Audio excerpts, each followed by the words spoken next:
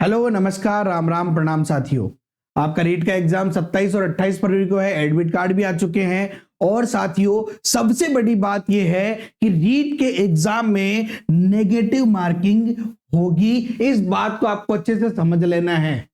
आज के न्यूज़पेपर में जब से ये बात छपी है कि गलत उत्तर के लिए नेगेटिव मार्किंग होगी, तब से लगातार लोगों के मेरे पास मैसेज आ रहे हैं कि सर इस चीज को पूरे अच्छे से समझाओ।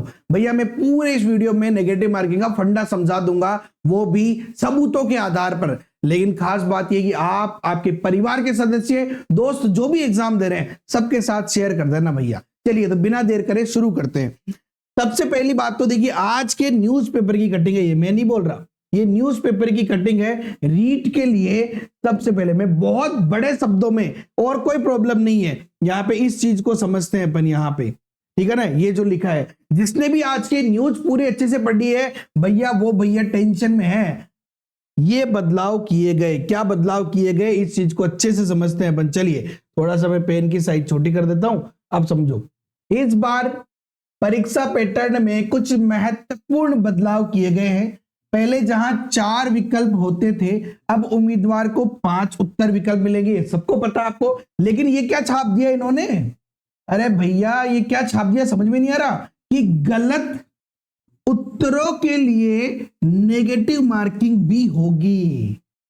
गलत उत्तर के लिए नेगेटिव मार्किंग होगी। तो भैया इतने दिन से जितेश सर आप कह रहे थे कि नेगेटिव मार्किंग नहीं होगी, कोई गलत उत्तर करते हो तो नहीं होगी। हाँ, बाकी कैसे होगी वो मैं समझाऊंगा, लेकिन ये क्या आ गया? तो आपको मैं साफ शब्दों में कह देता हूं कि ये न्यूज़पेपर गलत है। सबूत से समझा दूंगा मैं आपको। इन्होंने गलत छाप दिया। यहां पे गलत उत्तरों के लिए नहीं लिखते, ये सिर्फ इतना सा लिखते कि 5 विकल्प होंगे और अगर कोई भी विकल्प नहीं भरेंगे तो नेगेटिव मार्किंग होगी, तब कोई प्रॉब्लम नहीं है। लेकिन इस प्रकार से न्यूज नहीं छापनी चाहिए। आपको समझना चाहिए कि एग्जाम से 5-6 दिन पहले आप बच्चों को गुमराह कर रहे हैं, क्योंकि बच्चे बहुत ज्यादा टेंशन में आ जाते हैं। सुबह से मैसेज आ रहे हैं, कम से कम भी 500 से 700 मैसेज मेरे पास आए हैं, कॉल तक आए हैं, कॉल। और जिसके बाद मैंने सोचा कि मेरे को आपको अच्छे से समझाना चाहिए। चलिए सबूत दिखाते हैं अपन यहां पे। सबसे पहली बात मैं बात करूंगा किसके आधार पे? राजस्थान अध्यापक पात्रता परीक्षा की विज्ञप्ति के आधार पे, ठीक है ना। चलिए यहां पे इस विज्ञप्ति के अंदर यहां पे साफ साफ लिखा हुआ था। क्या लिखा हुआ था देखिए, प्रश्न पत्र व्यवस्था के अंदर क्या लिखा हुआ है, अच्छे से समझा देंगे आपको, टेंशन बिल्कुल नहीं लेनी है। प्रश्न पत्र पुस्तिका प्राप्त भली बात अवलोकन करने के पश्चात ये सुनिश्चित कर ले कि उसके सभी, ये तो चलो आपको आएगा इसी, और 10 मिनट तक आप बदल सकते हैं। इसके बाद देखिए यहां पे प्रश्न पत्र पुस्तिका में सभी प्रश्न बहुविकल्पीय होंगे। प्रत्येक प्रश्न के उत्तर के 4 विकल्प ABCD के रूप में होंगे, जिनमें से एक ही उत्तर का चयन करना है। इस परीक्षा में नेगेटिव मार्किंग नहीं है। इसके अलावा ये भी अच्छे से समझ लेना, आप ये मत कर लेना कि भाई 4 ही विकल्प है। आप पहले ये समझो, जहां पे ये साफ साफ लिखा हुआ है कि इस परीक्षा में नेगेटिव मार्किंग नहीं है, लेकिन इसको भी अच्छे समझना कि नेगेटिव मार्किंग फिर होगी कहां पे। देखिए ठीक है ना, नेगेटिव मार्किंग नहीं है। अब यहां पे ये तो मैंने दिखाया आपको सबूत। इसके बाद हम बात करते हैं यहां पे, देखिए ठीक है ना। यहां पे क्या लिखा है कि उत्तर पत्रक में प्रत्येक प्रश्न के लिए 5 विकल्प होंगे। ये वो क्योंकि वो पहले की विज्ञप्ति को ऐड करके बनाया गया था। प्रश्न पत्र में प्रत्येक प्रश्न हेतु 4 विकल्प होंगे। अभ्यर्थियों के इन चारों विकल्प में सही विकल्प का चयन करना होगा। उत्तर से संबंधित गोले को नीला करना होगा। यदि अभ्यर्थी किसी प्रश्न का उत्तर नहीं देना चाहता है तो उत्तर पत्रक में 5वें विकल्प का गोला, देखिए 4 विकल्प जो उनमें से कोई सही हो सकता है, 3 गलत होंगे, 1 सही और 3 गलत, और 5वां जो विकल्प है वो उत्तर का विकल्प नहीं होता। इस चीज को समझो आप। यहां पे क्या समझना है हमें, देखिए हमारे पास 4 विकल्प तो कौन कौन से हुए, A B C और ये D। ये जो 4 विकल्प है ये प्रश्न के विकल्प है। जैसे कि मान लो पूछा जाए कि राजस्थान की राजधानी क्या है, एक में जयपुर, अलवर, बीकानेर और जोधपुर, तो एक तो सही उत्तर है और 3 गलत उत्तर है। आप इन 4 में से कोई सा भी सिलेक्शन अगर करते हैं, 4 में से कोई सा भी सिलेक्शन करते हैं, मान लो आपने ये सही किया तो आपको नंबर मिल जाएगा, और अगर आपने ये किया और आपका गलत हो गया तो आपकी नेगेटिव मार्किंग भैया नहीं होगी, नहीं होगी, कोई प्रॉब्लम नहीं है। लेकिन अगर आपको चारों में से कोई भी नहीं आता है, चारों में से एक भी विकल्प आप मान लो कि चुनना ही नहीं चाह रहे, तो आपको वहां पे पांचवा विकल्प यानी कि ई वाला विकल्प चुनना पड़ेगा, जिसका मतलब है अनुत्तरित प्रश्न। इसको चुनने से बस आपका इतना सा होगा कि ये प्रश्न आप छोड़ रहे हैं, ये प्रश्न आप नहीं करना चाहते, इसका सही गलत से लेना देना नहीं है। लेकिन साथियों यहां पे एक चीज समझना कि जैसे 150 क्वेश्चन है, तो 150 में से 150 ही क्वेश्चन को आपको इन 5 में से कोई एक विकल्प भरना पड़ेगा। अगर आपको आता है तो इन 4 में से कोई एक विकल्प भरो, और नहीं आता है, प्रश्न छोड़ना चाहते हैं, तो छोड़ने के लिए है ये अनुत्तरित प्रश्न, ठीक है ना। छोड़ने के लिए आपको 5वां विकल्प भरना पड़ेगा। अगर आप खाली छोड़ देते हैं, जैसे मान लो कि आपने ये दोनों नहीं भरे, ठीक है ना, आपने मान लो कि ये भी नहीं भरा और आपने ये भी नहीं भरा, अब आपने पांचों के पांचों खाली छोड़ दिए, तो आपके एक प्रश्न के लिए 1/3 नंबर कट जाएंगे, 1/3 नंबर आपकी कट जाएंगे। मान लो आपने 3 प्रश्न छोड़े तो आपका 1 नंबर कट जाएगा, आपने 6 छोड़े तो 2 नंबर कट जाएंगे। लेकिन भैया 10% प्रश्न यानी कि 15 प्रश्न से ज्यादा अगर आपने छोड़ दिए तो आपकी ओमार सीट चेक ही नहीं होगी, चेक ही नहीं होगी, यानी कि आप भर्ती से डायरेक्ट बाहर हो जाएंगे। इस चीज को अच्छे समझ लो। आई होप कि समझ में आ गया होगा, और अच्छे समझा रहा हूं मैं। क्या करना है भैया, पहली बात तो एक चीज समझो, रीट में नेगेटिव मार्किंग नहीं है, तो आपको जब ऑप्शन भरना ही है तो इन 4 में से भरो।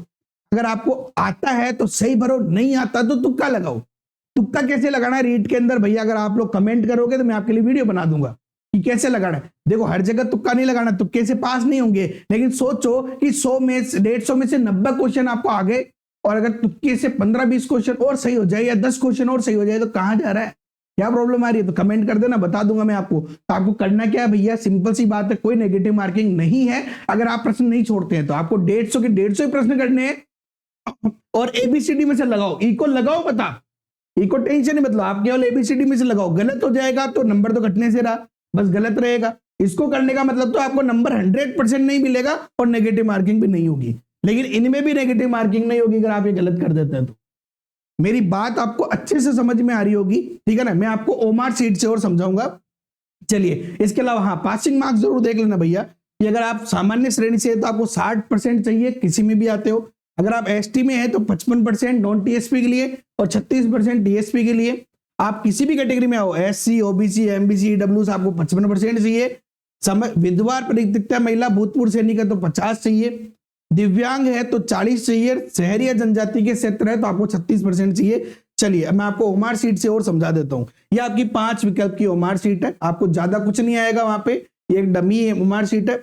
आपको सिर्फ रोल नंबर भरना पड़ेगा, ठीक है ना, और उसके बाद में रोल नंबर को काला करना पड़ेगा, और इसके अलावा कैंडिडेट सिग्नेचर, इन्विजिलेटर सिग्नेचर जो भी आपका है। चलिए अब इसके बाद देखो यहाँ पे क्या होगा, आपके इस प्रकार से 5 विकल्प आएंगे।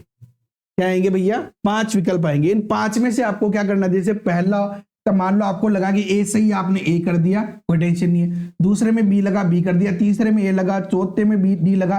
5वां आपको आ ही नहीं रहा, नहीं आ रहा, तो आप इन 5 में से कोई भी एक विकल्प चुनो, कोई प्रॉब्लम नहीं है। अगर आप देखो 5वां चुनोगे, इसका मतलब क्या होगा, ये प्रश्न चेक करने की जरूरत नहीं है, ये छोड़ दिया।